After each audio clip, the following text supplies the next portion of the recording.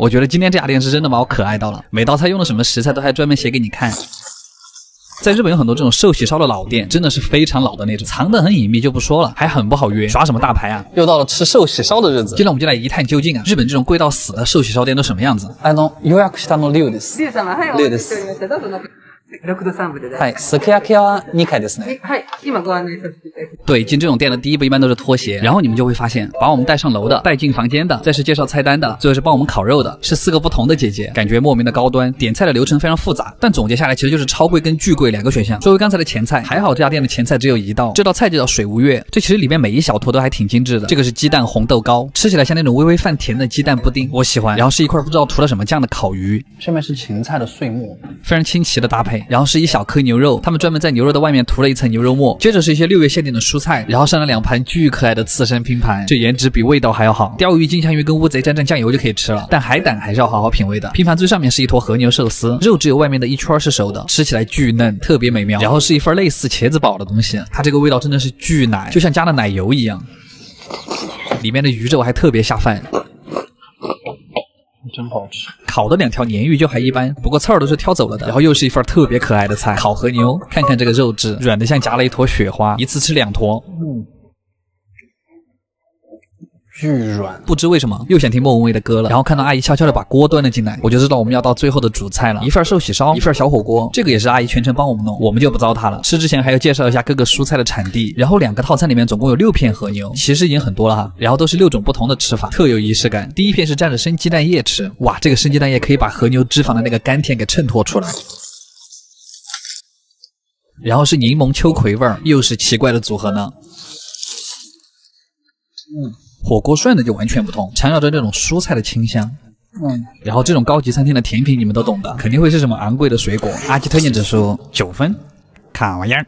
今天这个街直接把我逛成穷包，我就告诉你们，在日本逛动漫街是没有不花钱的哈，这简直不要太好买。好了，再让我垃圾买。我最近好像吃的太多了一点。就是我在想一个事儿，就是我们看过的最老的动画是什么？我印象中好像是龙珠，又好像是福星小子，好像火影也挺早的。但其实你会发现，小时候我们看的那些作品大部分都是 Jump 的，就非常热血。今天我们就来一起逛一下街吧。东京的动漫街呢，主要有3条。秋叶原这条街就是什么东西都有，其次是中野百老汇，里面主要是卖一些老 IP 的周边，然后还有一个就是池袋，这个地方主要是贵。但我们今天还是主要看一下 Jump 的东西吧，毕竟你要知道，最火的鬼灭之刃和咒术回战都是从这里面出来的。我们现在已经到门口了，哇，这里真的超酷！一进门就是家教和银魂的等身雕像。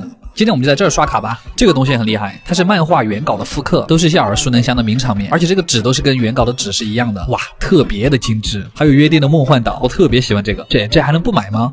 这个难道就是海贼王最新的盲盒吗？咒术的小盲盒也好可爱。セイントセイヤの商品啊，就是基本上江浦历史上的作品，在这儿都能很轻松的找到。看到的《圣斗士星矢》是不是有很怀念的感觉？日语读作 Saint Seiya， 我一直觉得这个发音好性感。你们还记得星矢、子龙、冰河这几个角色吗？小时候就觉得黄金12宫真的帅爆了。我最后在店里反正是买了一个牧羊座的手办，就是有点贵。逛完了这个，旁边还有一个任天堂专卖店，感觉今天的钱包君要下线了。这个超级玛丽的杯子我肯定要了。动物之森这个衬衣好像可以拥有，不知道大家今天有没有看到自己喜欢的作品？那个死神的粉丝就不用问了哈，他已经销声匿迹了。也不知道你们喜不喜欢这种快乐的逛街视频。今天就这样吧，我反正很快乐。阿基推荐指数8分，买就完了，卡玩意儿。你们有没有发现一个事儿，就是越贵的一餐越容易把人吃睡着。今天我们去的这家餐厅就非常的催眠。催眠不仅仅是因为它的环境，更多的是服务员每次上菜都会给你讲解半天。我是来吃饭的哥哥。全菜上完了吗？又到了吃一餐的日子。すみません。予約したの龍です。3人で。这种餐厅一般是先在网上约好的餐品之后再过来，而且菜基本上没得选。我点的这个是红茶哈，不要误会。第一道菜我们给它取名叫绿色心情好了。这个像抹茶团子一样的东西其实是菠菜泥，非常的无语。一勺菜，我只能说液体蔬菜，快乐的崇拜。不过还好这个汤特别的惊艳，它是北海道鹿肉汤，特别的咸的。第二个菜是牛舌，但它的下面铺的是鹅肝酱和山药，而且牛舌用的是靠近喉咙的那部分舌头，就是吃起来不腻，还比较爽口。基本上是生的。这个菜牛逼。然后在上下一道前菜之前，上了2个面包，很硬很干，像我前段时间的脸一样。它是一块金木雕，但这个应该不是烤的，也不是煎的，因为它下面的肉还看得到血丝，它能保证下面鲜嫩的同时表面是很脆的。上面那层皮就跟 A4 纸一样薄。接下来这个是他们家最招牌的一道前菜，我们就叫它黄色心情好了。上面是鸡蛋泡沫，黄色的是咸奶油，然后里面包的是鹅肝，还加了一点葡萄干在里面，就是整体吃起来像甜品哦，但是又有奶油鹅肝的香味儿，所以吃起来特别的奇妙。第一次吃这种味道的鹅肝。第一道主菜是这个意面，上面是一些干野菜，虽然说这个是意餐，但这个面怎么看怎么都像西瓜面，感觉有被糊弄到，很好吃啊。然后第二道主菜是一条鲶鱼，6月份吃鲶鱼是日本的一个习俗吧。鱼的下面是一坨绿色的米饭，虽然看起来一点也不像主菜，鱼身非常的软，有一种苦涩的香味儿，味道是高级的。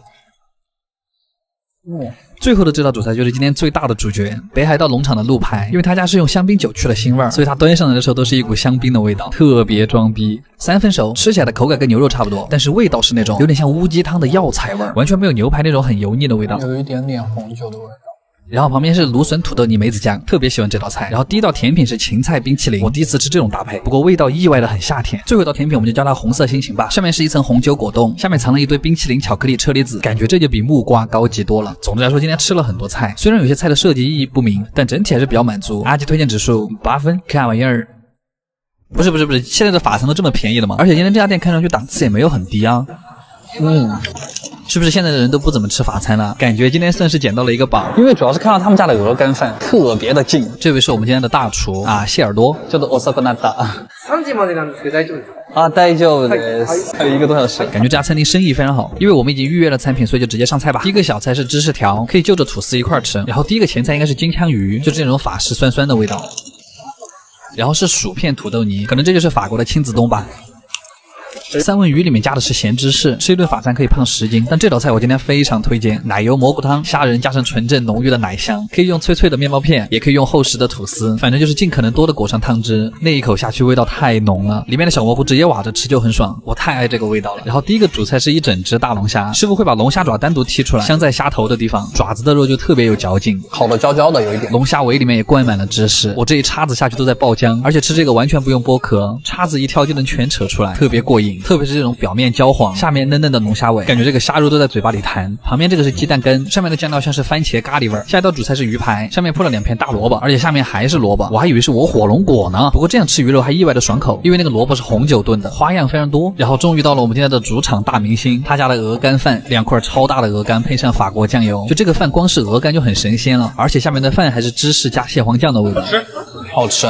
这个有点像咸蛋黄焗饭的那种感觉。鹅肝也是一口咬下去会在嘴巴里爆油的那种，吃完它之后胖多少都无所谓，反正我是觉得值了。然而没想到的是，接下来还是一道巨硬的菜，这真的硬过头了。鹅肝加牛排加土豆泥，这是什么养猪套餐？感觉他家的鹅肝跟不要钱一样，而且他这种鹅肝是慢慢煎的，就会把里面的油脂都耗出来，所以吃起来只有香醇没有油腻。我感觉血压已经上来了，吃个牛排压压惊。最后的甜品是一份冰淇淋蛋糕，他家就连甜品都这么扎实。这家店快带你们的男朋友来。阿基推荐指数8.5分，太实惠了。